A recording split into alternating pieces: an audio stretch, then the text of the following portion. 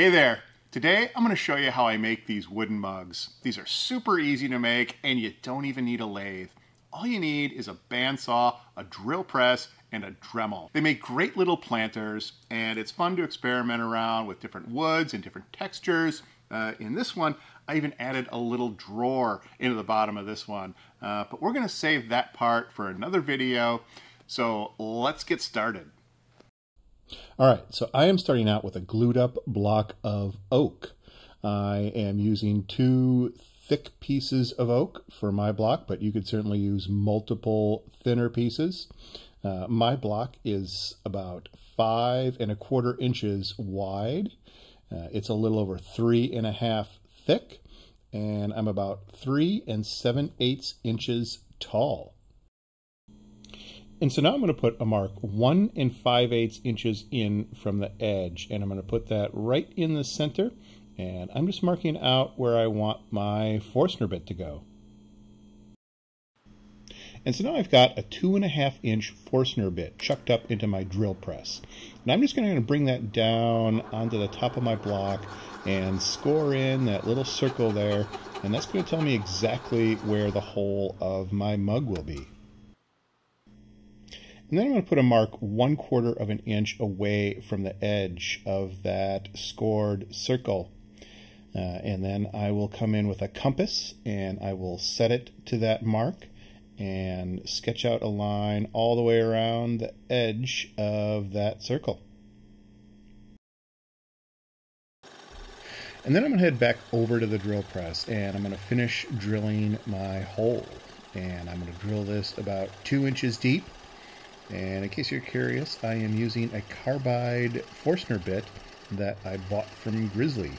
And I've been pretty happy with this Forstner bit, and so I would recommend it. And just like that, our mug has a hole. And so now I'm taking a setup block and I'm laying out my handle. This is a 1/2 inch thick setup block.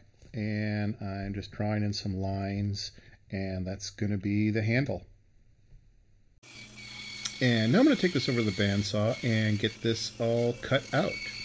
And as I'm transitioning from the handle to the cut portion of my mug, I'm just getting that turn as tight as I can. If you're having trouble with tight turns, I recently made a video about rounding over the backs of my bandsaw blade, and that really does help out. Even with just little projects like this. So check that out, and let's get this thing all cut out.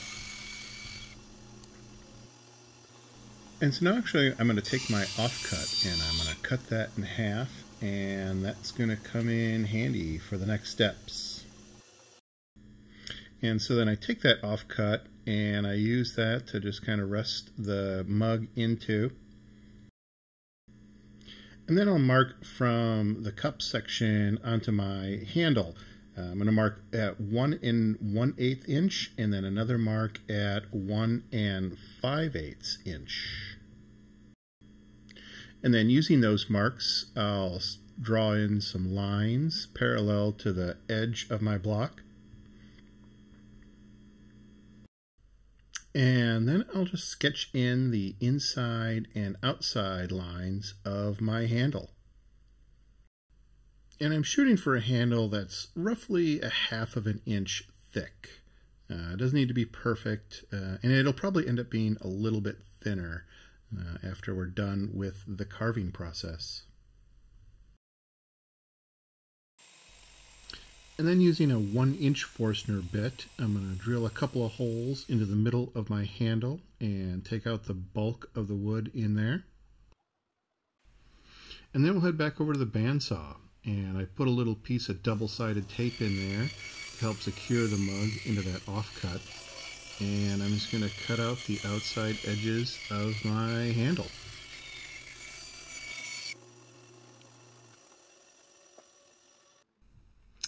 And now I'm going to get this handle all carved out. And so I'm just using a Dremel with a saber-tooth wood carving burr in there. And I'm just kind of carving out the inside and the outside edges. I'm going to get that handle all rounded out and shaped really nice. And then eventually I'm going to move on to my Fordham flex shaft because, well, I just like this tool better than the Dremel. But everything you see here can definitely be done with the Dremel. If I didn't have this Fordham flex shaft, I would probably think about getting the flex shaft attachment for the Dremel. And that could certainly be a good way to go. And then I'll start sanding the handle with a little sanding drum. And then I'll move into this interleafed flap wheel that I have for my flex shaft. I'm a really big fan of these, and this will get this sanded out really, really nice for me. And then I'll give the inside of my mug just a really quick sand. This isn't totally necessary, and I'm not shooting for any kind of spectacular finish. I'm just getting some of those Forstner bit marks out of there.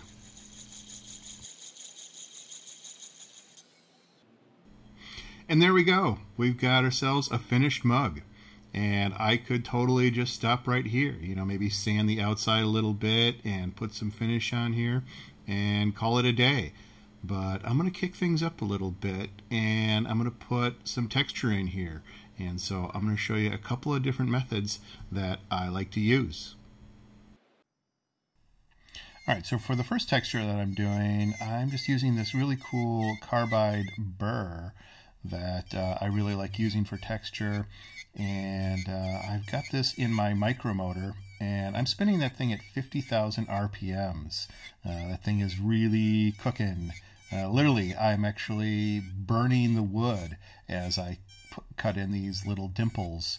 And so I really like that effect, and so I'm just going with it. I'll leave a link down in the description if you're curious about where I got that burr. But I'm just going to put this all over the outside of the mug. I'm not going to put it on the handle at all, but I'm just going to keep carving these things until I've done the whole thing.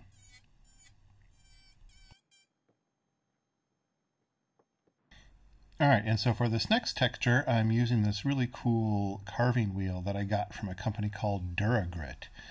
I know that Dremel actually has started packaging and selling the same thing under their own name. But this is a really fun burr to use for texturing. It's really kind of a no-brainer. I'm just kind of carving in some lines here. I'm spinning this one at about 25,000 RPMs. And as you can see, it also is just scorching a little bit. And again, I kind of like that because it's giving me a little bit of color variation. But it's really just kind of the same thing. I'm just going to keep doing this over the whole exterior of the mug.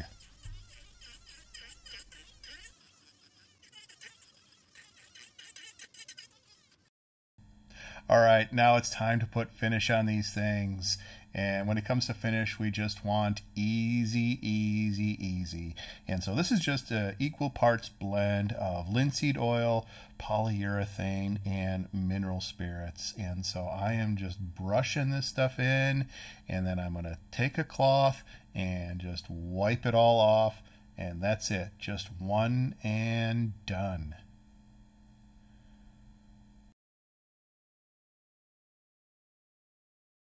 And there we go. We got ourselves a couple of finished wooden mugs with a couple of different textures. And I think these things turned out really nice. And so, all right, there we have it. See? I told you it was easy. Now, I know what some of you are thinking, and that's, can I actually drink out of this thing? Well, technically, yes, you could, but I wouldn't.